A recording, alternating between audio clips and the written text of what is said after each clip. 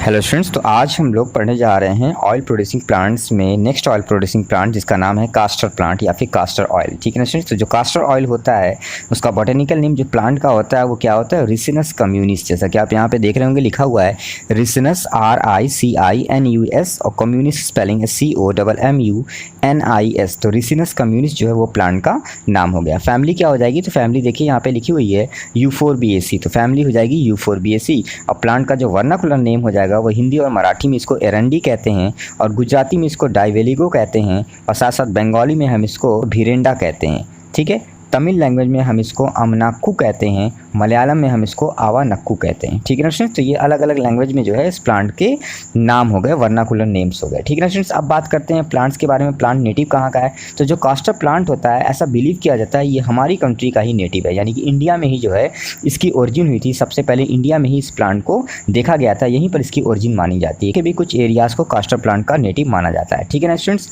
अब बात की जाए कास्टर प्लांट जो होता है ये क्या है, it finds reference in the Sushruta Ayurveda, यानी कास्टर प्लांट का जो डिस्क्रिप्शन है वो सुश्रुत की जो आयुर्वेदा है उसमें भी जो है दिया गया, यानी जो मैन्युस्क्रिप्ट है, ये जो बुक है इसमें भी जो है कास्टर प्लांट के बारे में डिस्क्रिप्शन मिलता है। ठीक है ना। अब जो मेन कास्टर प्रोड्यूसिंग कंट्रीज़ हैं पूरी दुनिया में वो कौन कौन सी, तो सबसे पहले तो ब्राज़ील है, फिर इंडिया है, रशिया है, अर्जेंटीना है। तो ये जो 4 इंपॉर्टेंट कंट्रीज़ है यहाँ पर सबसे ज़्यादा कास्टर प्लांट को प्रोड्यूस किया जाता है, इन प्लांट्स का कल्टिवेशन किया जाता है। और उसके अलावा चाइना हो गया, थाईलैंड हो गया, सूडान हो गया, सीरिया हो गया, रोमानिया हो गया, इन सारी कंट्रीज़ में भी कम अमाउंट में, थोड़े अमाउंट में जो है कास्टर प्लांट को प्रोड्यूस किया जाता है, कास्टर प्लांट का कल्टीवेशन किया जाता है। अब बात करें स्टूडेंट्स बॉटेनिकल कैरेक्टरिस्टिक्स के बारे में, प्लांट कैसा होता है। तो प्लांट जो होता है वो लंबा होता है, ग्लोबरस होता है, पेरिनियल होता है यानी कि बहुवर्षीय होता है, हर्ब होता है यानी कि स्टेम उसका सॉफ्ट होता है, और साथ साथ जो है प्लांट की जो हाइट होती है वो कितनी होती है, 8 to 9 मीटर, यानी कि जो तने की लंबाई होती है वो 8 से 9 मीटर होती है। इसकी जो लीव्स होती हैं वो बड़ी होती हैं, पाल्मेटली लोब्ड होती हैं, और प्लांट्स जो होता है वो मोनोशियस होता है। कैसा होता है, मोनोशियस होता है।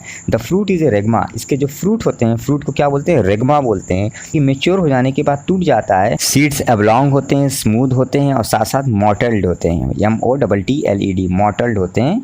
ठीक है ना।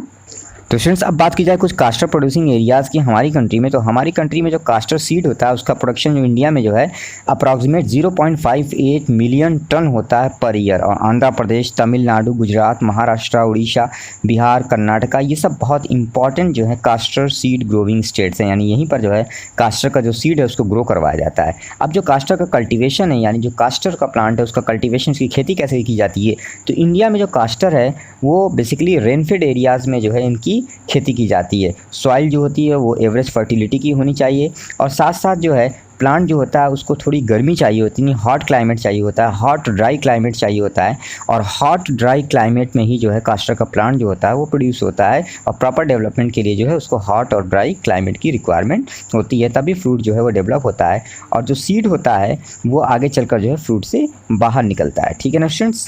तो स्टूडेंट्स अब बात की जाए अगर यूजेस की, तो कास्टर ऑयल जो होता है वो एक तरह का फैटी ऑयल है, इसको एज ए लुब्रिकेंट यूज़ किया जाता है। इसके अलावा इसको बहुत ज़्यादा अमाउंट में यूज़ किया जाता है ट्रांसपेरेंट सोप को बनाने में, टाइप राइटर की इंक्स को बनाने में, फ्लाई पेपर बनाने में, इसके अलावा इमिटेशन लेदर को बनाने में, नाइट्रोसेलुलोज को बनाने में, और साथ साथ सिंथेटिक नायलॉन को बनाने में। हाइड्रोजनेटेड कास्टर ऑयल का यूज जो है वो कार्नोबा वैक्स को बनाने में किया जाता है। कार्नोबा वैक्स जो होती है इससे polishes, candles, insulating materials, plastic moulding का कंपोजिशन किया जाता है, और साथ साथ हीट सीलिंग एडेसिव सब्सटेंसेस को भी बनाया जाता है। फ्रूट और वेजिटेबल्स को प्रिजर्व करने में भी इसकी हेल्प ली जाती है। कास्टर ऑयल को यूज़ किया जाता है तमाम तरह के स्किन फेयरनेस क्रीम्स को बनाने में।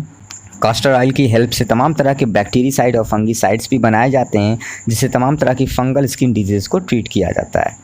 कास्टर ऑयल के केक में हैवी अमाउंट में प्रोटीन्स, कार्बोहाइड्रेट और तमाम तरह के मिनरल्स पाए जाते हैं, तो इस तरह से कास्टर केक जो होता है वो एक इंपॉर्टेंट फर्टिलाइज़र की फॉर्म में भी यूज़ होता है। तो इस तरह से मैंने आपको बता दिया कास्टर ऑयल के बारे में। नेक्स्ट लेक्चर में हम लोग लिनसीड ऑयल के बारे में स्टडी करेंगे। PDF मैंने आपको ऑलरेडी प्रोवाइड कर ही दी है, तो आप इस PDF को बहुत ध्यान से अपनी कॉपी में लिखते जाएंगे। किस तरह का कोई भी क्वेश्चन होगा तो आगे चलकर लाइव सेशन में आप मुझसे पूछ लीजिएगा।